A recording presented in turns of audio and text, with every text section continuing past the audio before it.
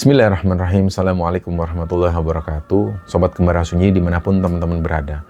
Pada kesempatan kali ini kami akan membagikan kisah yang dikirim oleh Sobat Kembara yang bernama Evi yang asalnya dari Surabaya. Sebelum kita masuk ke ceritanya, untuk teman-teman yang nonton tayangan ini dan belum subscribe, jangan lupa untuk subscribe lebih dulu agar channel Kembara Sunyi ini lebih berkembang lagi dan kami lebih bersemangat lagi dalam membuat konten-konten terbaru di Kembara Sunyi. Dan untuk teman-teman yang telah mendukung kami sejauh ini, kami mengucapkan terima kasih banyak. Semoga amal kebaikan teman-teman dibalas kebaikan berlipat oleh Allah Subhanahu wa Ta'ala.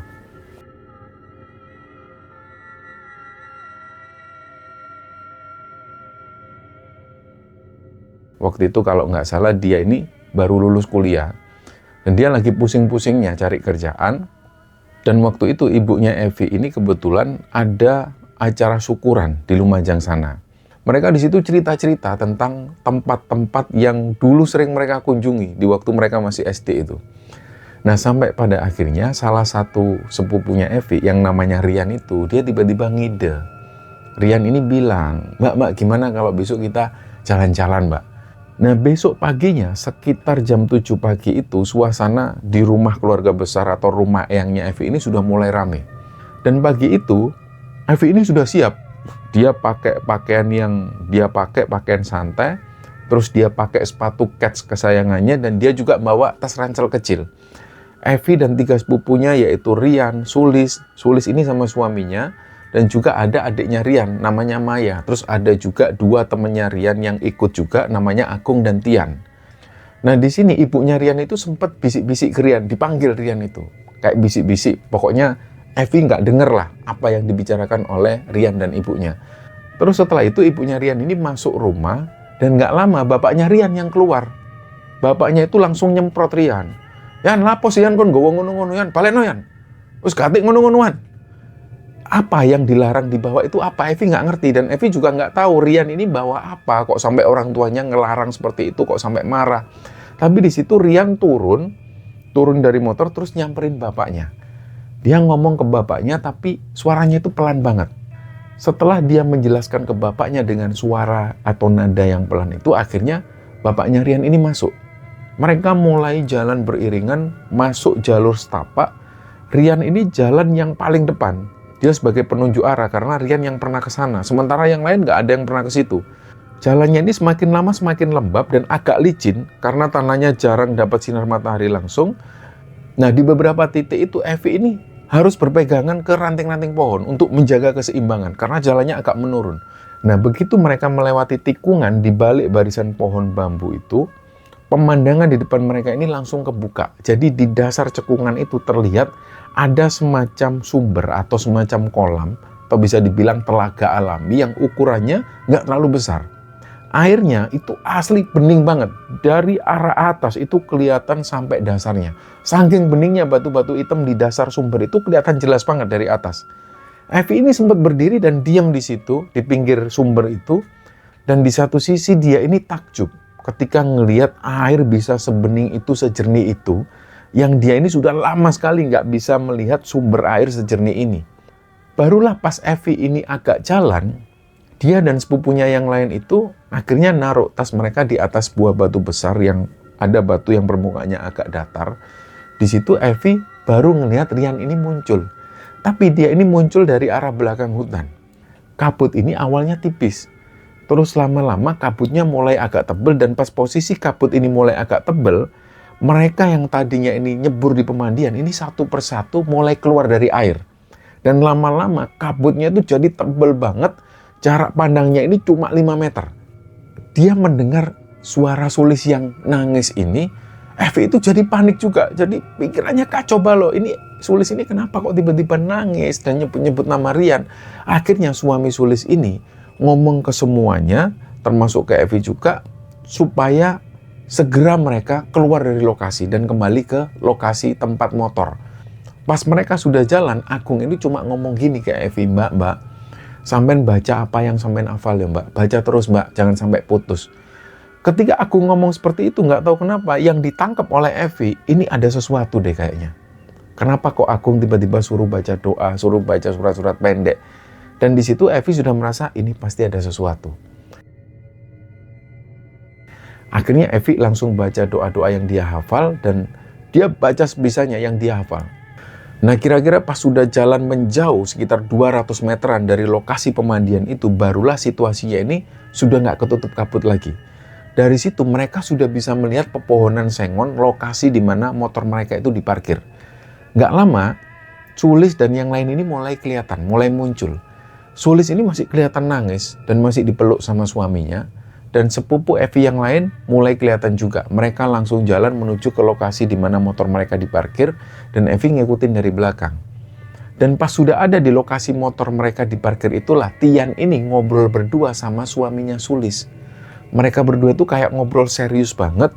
Dan gak lama setelah obrolan itu, Tian dan suami Sulis ini ngajak Agung balik lagi ke lokasi sumber padusan tadi, lokasi pemandian tadi.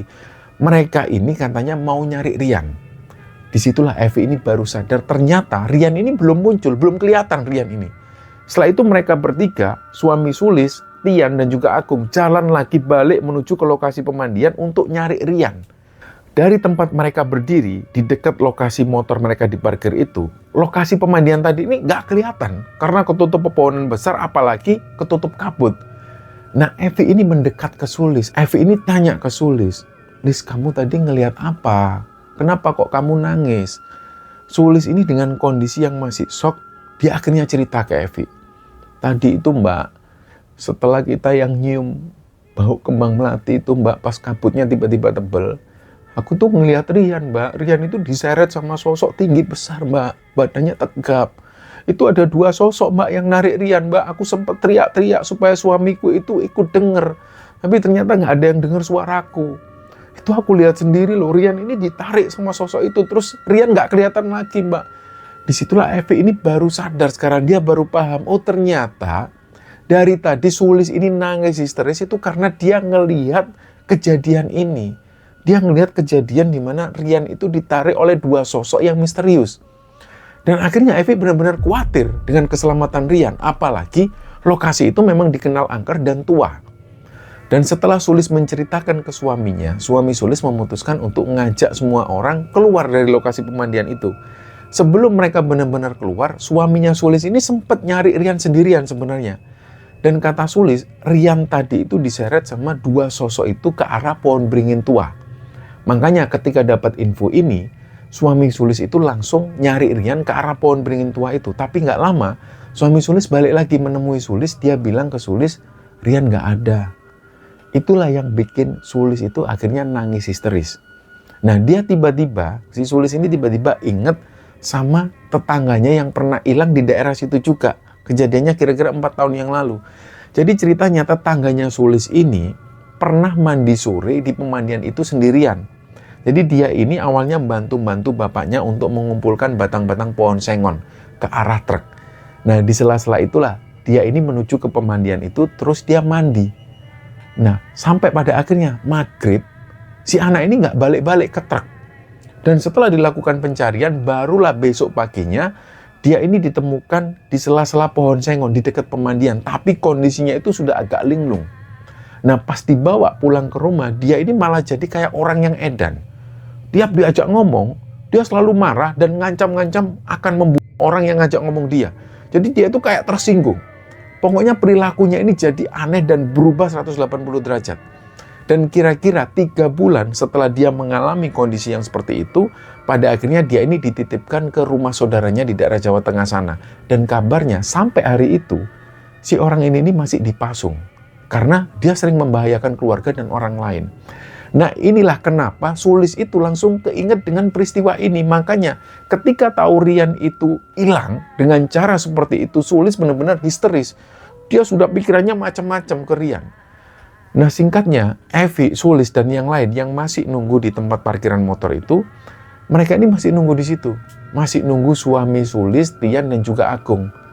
Ternyata ketika mereka nunggu, suami Sulis, Tian dan juga Agung ini masih belum balik juga. Di situ mereka sudah mulai khawatir.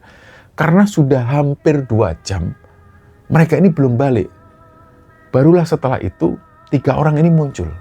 Tapi di situ mereka belum melihat Rian. Rian ini masih belum ditemukan.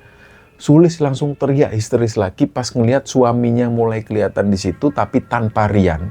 Karena dari awal Sulis juga mengkhawatirkan suaminya dan tetap mengkhawatirkan Rian juga. Dan ketika dia ngelihat suaminya sudah kembali lagi, Sulis agak lega karena suaminya nggak ikut hilang. Akhirnya disitulah suami Sulis memutuskan ngajak mereka pulang. Dan di jalanan itu mereka bingung, mereka mau ngomong apa sama semua orang, terutama sama bapak dan ibunya Rian. Yang tidak lain, bapak dan ibunya Rian ini adalah Pak Lik dan buliknya Evi. Nah, sampai pada akhirnya pas mereka ini sampai di rumah itu, kebetulan sekali orang tua Rian ini pas lagi duduk di depan rumah di Badukan sambil mereka makan bakso langganan mereka.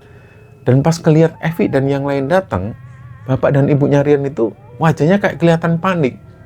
Ibunya Rian yang pertama kali tanya, "Loh, Rian di Rian?" Awalnya ibunya Rian cuma nanya biasa, tapi pas mereka semua ini, Evi dan teman-teman gak bisa jawab dan mereka diem ketika ditanya sama ibunya Rian.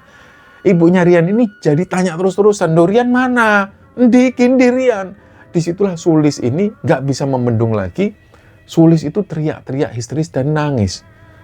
Akhirnya ibunya Rian ketika ngelihat Sulis yang nangis histeris seperti itu, ibunya Rian malah ikut nangis juga dan beliau juga histeris. Dan karena situasinya kacau, ricu, semua orang yang ada di dalam rumah termasuk orang tuanya Evi ikut keluar rumah semua. Mereka pada nanya, "Ono apa iki? Ono apa? Ono apa?" Rame lah. Tetangga-tetangga juga keluar. Nah, Evi sudah kalut, wajahnya panik. Evi tiba-tiba langsung keinget wajahnya Rian dan dia akhirnya ikut nangis juga. Jadi disitulah semua nangis. Dan yang terjadi dengan Maya adalah Maya ini sudah nggak bisa ngomong apa-apa lagi. Memang dari awal Maya ini yang shock. Dia diam terus, ditanya diam. Dia nggak mau ngomong apapun. Jadi ketika dia sampai rumah, ditanya ibunya sendiri pun dia nggak jawab. Dia langsung masuk kamar, nggak tahu apa yang dilakukan Maya. Yang jelas dia yang paling shock. Tapi dia nggak meluapkan sedih atau nangis. Nggak seperti itu. Maya langsung masuk kamar. Dan nggak lama, Lek Bondan ini datang. Lek Bondan ini adalah salah satu Pak Leknya Evi juga. Lek Bondan ini tanyanya itu langsung ke Tian. "Neng di Rian, Yan?" Tian nggak bisa jawab di situ. Nah, Lek Bondan ini langsung membentak Tian. "Neng di Rian, jawaban. Candi, jawaban. Nang di Rian." Barulah Agung ini bantu jawab. "Anu Lek, Rian hilang nang sumber padusan Lek." Nah, pas Tian dan Agung ngomong seperti itu, menjelaskan seperti itu, ibunya Rian ini malah semakin histeris.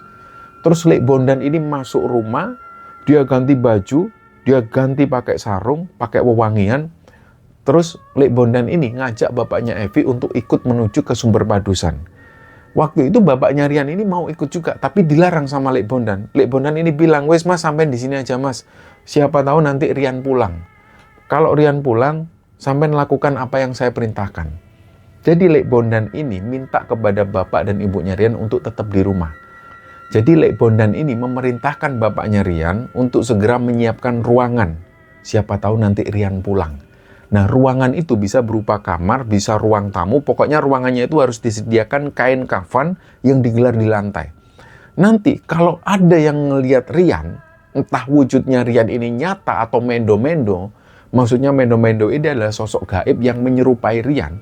Pokoknya harus dipersilakan masuk dan harus rebahan di kain kafan itu. Nah, ini dilakukan supaya wujudnya Rian ini nggak bisa keluar rumah lagi. Kalau misalnya yang berbaring di situ ternyata sosok mendo-mendo atau sosok makhluk halus yang menyerupai Rian, dia nggak akan bisa keluar rumah lagi. Dan otomatis hal ini akan menyeret fisiknya Rian kembali ke rumah. Dan naudzubillah yang mereka takuti, kalau seandainya Rian ini memang sudah meninggal, wujudnya juga pasti akan ketarik pulang ke rumah. Atau minimal jasadnya itu bisa ditemukan, minimal muncullah ke permukaan kalau dia meninggalnya secara tenggelam. Dan jasadnya pasti akan kelihatan orang yang mencarinya kalau dia meninggalnya ternyata ketutup sesuatu di tengah hutan. Singkatnya, bapak dan ibunya Rian dengan kondisi yang masih nangis sesenggukan itu, mereka mulai mempersiapkan ruangan. Ruangan yang dipilih ini adalah kamarnya Rian sendiri. Dan kain kafan putih ini mulai digelar di lantai. Barang-barang kesukaan Rian ini diletakkan di situ semua. Ada gitarnya Rian, game, buku-buku komik, semua itu diletakkan di dekat kain kafan putih itu. Dan yang terjadi sama Lek Bondan dan bapaknya Evi ini, ceritanya ketika mereka berdua sampai di lokasi sumber padusan itu, kondisinya ini sudah sore. Dan kondisi ini semakin gelap. Lokasi di sumber padusan itu kalau siang, itu sudah ketutup perrimbunan pohon, kelihatan agak gelap. Nah, apalagi kalau pas sore, belum lagi kalau ketutup kabut, pasti tambah gelap. Disitulah Lek Bondan ini mulai masuk ke arah sumber Padusan, dan pertama kali beliau nyampe di sumber itu, Lek Bondan ini sempat ngelihat ada semacam gerbang di situ. Gerbangnya besar. Nah, setahu Lek Bondan, selama Lek Bondan ini berkunjung ke sumber Padusan itu, nggak ada satupun gerbang. Karena Lek Bondan ini lahir pun juga di daerah situ. Dari kecil dia juga sering main-main ke sumber Padusan itu. Tapi sama sekali nggak pernah ngelihat adanya gerbang. Tapi sore itu Lek Bondan ini ngelihat ada gerbang. Nah, Lek Bondan otomatis nanya ke bapaknya Evi yang ada di belakang. Mas, sampean delok gerbang itu ta, Mas? Mas, sampean ngelihat gerbang itu? Lek Bondan ini nanya ke bapaknya Evi, apakah bapaknya Evi ini juga ngelihat hal yang sama seperti yang dilihat oleh Lek Bondan? Bapaknya Evi jawab, iya Mas, itu ada gerbang ketutup kabut tipis. Dan nggak tahu fenomena apa yang dilihat sama Lek Bondan dan bapaknya Evi ini, tapi waktu itu Lek Bondan memang ngelihat gerbang. Dan akhirnya mereka nekat masuk melewati gerbang itu, dan pas ngelewati gerbang ini, suhunya langsung berubah, suhunya langsung beda. Suhunya ini jadi kayak anget banget. Terus di sekitar mereka itu, kanan kiri, ini ada perempuan-perempuan yang berbaris, dan mohon maaf, mereka ini cebol semua, perempuan-perempuan ini. Dan para perempuan cebol ini baris membentuk sebuah jalan. Jadi pada akhirnya Lek Bondan dan bapaknya Evi ini, mau nggak mau ya jalannya itu nggak bisa kemana-mana. Nggak bisa nerobos kanan atau kiri. Mereka ini melewati jalur yang dibentuk oleh barisan perempuan-perempuan cebol ini. Nah, pas jalan itulah Lek Bondan ini nggak sempat ngomong apa-apa sama bapaknya Evi. Mereka terus jalan. Nggak lama situasinya itu berubah jadi semakin gelap dan jadi malam hari. Tapi anehnya, tanpa penerangan sedikit pun, Lek Bondan itu bisa ngelihat jalan dengan jelas. Kayak seolah-olah ada yang nerangi jalannya. Terus di situ muncullah satu perempuan cebol lagi, dia itu jalan di depan Lek Bondan dan juga di depan bapaknya Evi. Si perempuan ini jalannya itu kayak nggak melangkah, jadi kayak didorong sesuatu tapi nggak kelihatan. Nah, si perempuan ini mengarahkan jalannya Lek Bondan dan juga bapaknya Evi menuju ke suatu tempat, dan pas sudah sampai di ujung jalan, mereka ini melihat ada semacam jublangan. Yang jelas di sini Lek Bondan yang ngelihat, karena Lek Bondan nggak tahu bapaknya Evi ini apakah ngelihat atau enggak. Lek Bondan ini ngelihat ada jublangan. Jadi jublangan itu kayak semacam kolam air alami, bentuknya itu semacam lobang. Nah, si perempuan ini nunjuk ke arah jublangan itu. Lek Bondan diem. Dia ngelihat ke arah bapaknya Evi. Bapaknya Evi ini waktu itu kayak orang linglung. Jadi bapaknya Evi ini, dia tuh kayak noleh kanan, kiri. Kayak orang linglung, kayak orang bingung. Dia ngelihat ke atas, ngelihat ke kanan. Akhirnya Lek Bondan ini fokus ngelihat ke arah jublangan tersebut. Terus samar-samar, dia ini ngelihat kayak ada bayangan orang di dalam jublangan itu. Karena airnya ini kan jernih. Gak lama di situ ketika Lek Bondan itu ngelihat ada semacam orang yang tenggelam di dalam, lama-lama bentuknya itu mulai jelas. Jadi kelihatan banget bentuk orang yang tenggelam di situ. Dan semakin jelas lagi, semakin kelihatan ternyata orang yang tenggelam ini bajunya itu biru muda. Terus semakin naik ke atas lagi, semakin kelihatan potongan rambutnya. Disitulah Lek Bondan ini langsung yakin kalau si laki-laki yang tenggelam ini adalah Rian. Tapi Lek Bondan tetap berusaha tegar. Dia nggak mau bereaksi apapun. Dan dia nunggu benar-benar Rian itu sampai benar-benar keluar dari air di permukaan. Barulah pas Rian ini semakin muncul ke permukaan, Lek Bondan ngangkat tubuh Rian itu sendiri. Karena Lek Bondan waktu itu pas mau minta tolong bapaknya Evi untuk bantu ngangkat badannya Rian ini, bapaknya Evi itu masih kayak orang linglung, dia masih noleh kanan kiri, kayak orang-orang yang nggak sadar.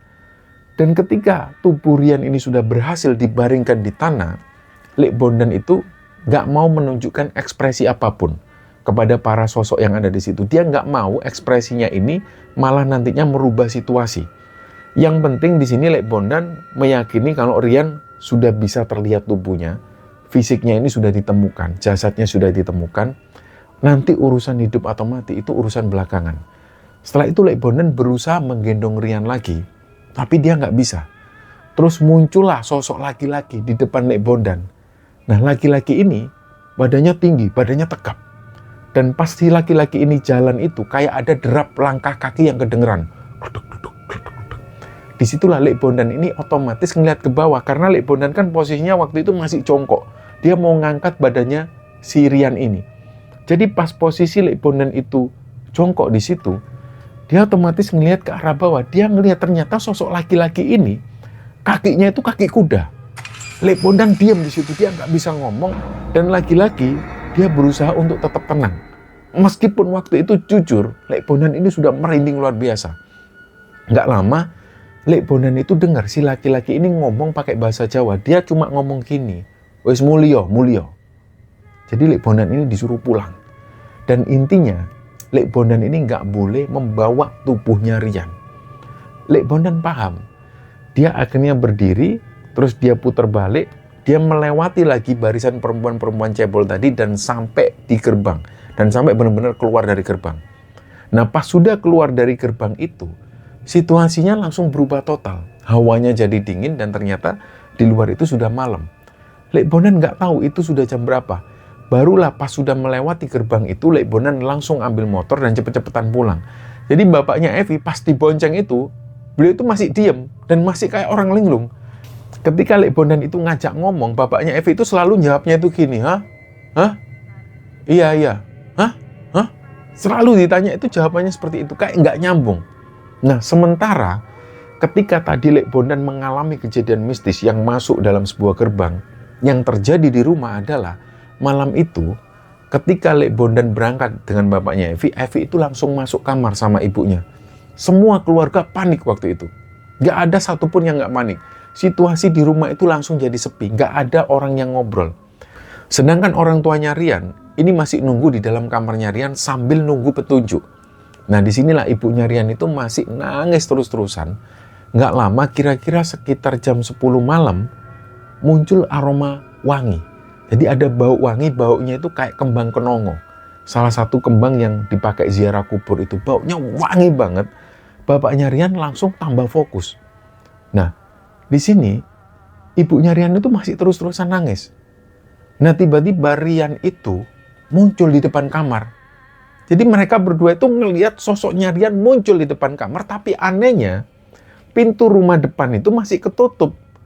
Ketika ngelihat Rian ada di depan kamar, ibunya Rian ini sudah langsung histeris dan kayaknya dia tuh langsung mau loncat meluk Rian. Tapi untung sama bapaknya Rian, ibunya itu dihalang-halangi. Dipegang erat badannya supaya nggak sampai memeluk sosok Rian ini. Terus bapaknya itu bisik-bisik ke telinga ibunya Rian, "Bu, iku duduk Rian, Bu. Duduk Rian anaknya awak dewe. Iku duduk Rian." Intinya di situ, bapaknya menjelaskan ke ibunya Rian, itu bukan Rian. Itu bukan Rian anak kita. Terus akhirnya ibunya ini duduk lagi, tapi masih terus-terusan nangis sesenggukan. Nah, sosok yang menyerupai Rian ini masuk ke kamar, terus tiba-tiba dia berbaring di kain kafan itu, kayak menganggap kain kafan ini kasur. Dia berbaring di situ dan kayak tidur. Nah, di situ bapak dan ibunya Rian ini masih tetap diam. Nggak lama, di situ mereka dengar ada yang ngetuk pintu rumah. Ketukannya itu 3 kali. Dok, dok, dok. Memang dari awal sudah dikasih tahu sama Lek Bondan. Pokoknya kalian masuk, kalian siapin kain, pintu rumah harus dikunci. Dan kalau ada yang ngetuk pintu rumah, yang bukakan pintu itu harus orang tuanya Rian. Siapapun nggak boleh lancang bukain pintu. Lek Bondan tahu rumah yang mereka tempati itu kan rumah keluarga besar. Jadi yang tinggal di rumah itu juga banyak keluarga. Jadi Lek Bondan dari awal sudah ngasih tahu seisi rumah, pintu harus ditutup dan dikunci. Kalau ada yang ngetuk pintu, yang membukakan harus orang tuanya Rian. Jadi pas orang tuanya Rian ini ada di dalam kamar Rian, sambil mereka itu ngelihat wujud yang menyerupai Rian itu ada di situ sambil berbaring. Ada ketukan pintu, dok, dok, dok. Nah, bapak dan ibunya Rian saling pandang. Terus mereka langsung bergegas menuju ke pintu. Semua keluarga ini sudah kaget pas dengar suara ketukan pintu itu. Termasuk Evi dan ibunya yang ada di dalam kamar. Mereka berdua itu sudah dengar ada suara ketukan pintu. Tapi pas tahu orang tua Rian sudah siap-siap bukain pintu, semua keluarga ini gak ada yang berani keluar kamar. Mereka semua sembunyi. Evi dan ibunya pun juga masih ada di dalam kamar. Begitupun juga dengan keluarga yang lain. Mereka semua masih sembunyi. Ini semua juga atas arahan dari Lek Bondan sebelumnya. Kalau ada yang ngetuk pintu, yang bukain pintu harus orang tua Rian dan semua keluarga. Gak boleh ngelihat siapa yang datang. Ngintip pun juga nggak boleh. Jadi harus benar-benar sembunyi dan nggak boleh memperlihatkan diri. Nah, ketika pintu dibuka oleh bapaknya Rian, di depan pintu itu ada wujudnya Rian. Ketika ngelihat wujudnya Rian ini, ibunya sudah nggak kuat lagi. Hampir-hampir dia ini mau meluk tubuhnya Rian, tapi untung sama bapaknya Rian ditahan. Nah, ketika sosok yang wujudnya menyerupai Rian itu tiba-tiba nyelonong masuk ke rumah, jadi yang dilihat oleh bapaknya, wajah Rian yang ini, yang baru datang ngetuk pintu ini, itu wajahnya pucat banget. Berbeda dengan Rian yang ada di dalam kamar. Rian yang baru datang ngetuk pintu ini, wajahnya pucat, kayak orang meninggal, kayak mayat. Itulah yang membuat bapaknya Rian itu nangis ketika ngelihat wujud Rian yang ini. Jadi kayak di situ bapaknya ngerasa, ini anakku sudah meninggal. Jadi ibunya Rian ini nggak sempat ngelihat wajahnya Rian yang barusan datang ini. Terus sosok ini sudah jalan masuk menuju ke kamar, dan pas sudah di dekat kamar, sosok yang menyerupai Rian wajahnya pucat itu, dia ngomong ke ibunya, "Bu, masak apa Bu? Aku luwe Bu. Tolong masakno soto ayam senenganku ya Bu." Jadi dia bilang, si Rian ini dia bilang, "Bu, masak apa Bu? Aku lapar banget Bu. Minta tolong masakkan soto ayam kesukaanku ya Bu." Di sini ibunya Rian itu sama sekali nggak berani ngelihat ke sosok yang menyerupai Rian ini. Ibunya ini nunduk dan sambil nangis sesenggukan. Setelah itu sosoknya Rian ini ngomong ke bapaknya, "Pak, aku pengen jambu Pak. Wes durung Pak jambune Pak, aku njaluk telu ya Pak." Dia ini ngomong ke bapaknya, "Pak, aku pengen makan jambu. Apa pohon jambunya sudah berbuah ya? Kalau sudah tolong aku diambilkan 3 buah Pak." Nah disitulah ibunya Rian ini langsung ke belakang, dia nyamperin saudara-saudaranya, dia mau nyuruh salah satu orang untuk segera membelikan soto ayam. Karena untuk masak soto ayam secepat itu nggak mungkin. Ibunya itu nyamperin saudara-saudaranya, terus bapaknya Rian langsung keluar rumah menuju ke samping rumah, yang di situ ada pohon jambunya. Diambilkanlah 3 buah jambu. Pas bapaknya masuk lagi ke rumah sambil membawa 3 buah jambu itu, beliau berpapasan juga sama ibunya Rian. Terus mereka masuk kamarnya Rian bersamaan, dan pas masuk kamarnya Rian inilah di situ ibunya Rian ini ngelihat Rian ini sudah terbaring di kain kafan dan kondisinya sudah pucat kayak mayat yang sudah tenggelam di air selama beberapa hari. Di momen itulah ibunya Rian sudah nggak bisa nahan lagi, tangisnya pecah. Dia peluk jasad anaknya itu, dia peluk Rian, dan kali itu bapaknya Rian juga ikut nangis dan ikut-ikutan meluk jasadnya Rian. Kali itu bapaknya Rian yakin kalau yang ini adalah jasadnya Rian yang asli yang sudah meninggal. Nah bersamaan dengan itu, Lek Bondan dan bapaknya Evi ini datang, ngucap salam juga, "Assalamualaikum." Semua keluarga besar ini keluar. Yang tadinya mereka sembunyi di kamar, ada yang ada di dapur. Begitu mendengar suara Lek Bondan dan bapaknya Evi datang mengucap salam, mereka semua keluar dan mereka semua nangis histeris dan langsung menuju ke kamarnya Rian. Begitu mereka ini ngelihat jenazah Rian sudah ada di sana, kondisinya sudah membiru, mereka semua malah semakin nangis. Tapi Evi sendiri waktu itu nggak berani ngelihat jenazah Rian. Dia nggak berani masuk ke kamar. Evi ini nggak tega. Evi cuma bisa nangis sendirian di dalam kamar membayangkan sepupunya yang bernama Rian. Dia nggak berani langsung ngelihat jasadnya Rian. Singkatnya, keesokan harinya jenazah Rian ini dimakamkan di pemakaman desa. Nggak ada kejadian apapun pas prosesi pemakaman ini. Malam itu digelar tahlilan di rumah keluarga besar. Dan menu yang dihidangkan bagi para tamu tahlilan tentu adalah soto ayam, menu kesukaannya Rian. Dan menu inilah yang dia minta, yang Rian minta sendiri ke ibunya ketika dia pulang ke rumah. Situasi inilah yang membuat semua orang itu sedih, termasuk bule dan bude-budenya Evi pas ada di dapur. Semua orang di dapur itu nangis sedih. Evi dan keluarga itu nggak sampai 7 hari di situ, karena mereka harus pulang. Hari kedua meninggalnya Rian, mereka pulang ke Surabaya. Dan beberapa hari kemudian pas ada di rumah, Evi ini sempat tanya ke bapaknya, "Bapak ngalamin apa di sana pas nyari Rian di Sumber Padusan itu?" Bapaknya Evi itu cerita memang, tapi kayak ngeblank. Selalu beliau itu kayak nggak bisa menceritakan kejadian itu secara utuh. Jadi ketika bapaknya Evi pas cerita, beliau selalu cerita ini cuma sampai di tempat motor mereka parkir. Setelah itu, bapaknya Evi nggak bisa cerita lagi. Kayak ngeblank. Si Induk yo, "Bapak nggak tahu ya, lupa Bapak," kayak gitu ngomongnya. Kira-kira 4 bulan setelah meninggalnya Rian itu, Evi ini mimpi. Dan mimpinya itu kayak bener-bener nyata. Jadi Evi dan para sepupunya itu main di Sumber Padusan. Tapi tampilan Sumber Padusan itu nggak kayak yang ada di dunia nyata yang pernah dikunjungi Evi. Tampilannya itu kayak sumber pemandian di kerajaan-kerajaan masa lalu. Ada juga dayang-dayang kerajaan yang mandi di situ, dan ada beberapa selir-selir raja yang mandi di situ juga. Evi sendiri merasa aneh, kok bisa dia mandi di situ, apalagi di sisi-sisi kanan dan kirinya itu banyak banget orang-orang kerajaan, termasuk para selir ini juga mandi di situ. Evi ya heran, kenapa kok aku bisa mandi dengan orang-orang kerajaan? Terus di situ Evi ngelihat dengan jelas, Rian ada di situ juga. Rian ini aneh. Jadi Rian ini posisinya itu kayak sujud, tapi lebih kepada telungkup. Dan dia itu telungkup di samping raja. Nah, kayak dia itu membentuk sujud, tapi nggak benar-benar sujud. Jadi kayak tengkurap lah. Tapi kayak seolah tubuh Rian itu sengaja jadi sandaran dari kaki raja ini. Jadi sang raja itu duduknya sambil mendongkrong seperti ini, dan Rian ada di bawahnya untuk sandaran kaki dari sang raja ini. Pas ngelihat itu, Evi nggak bisa ngomong. Dia cuma nangis.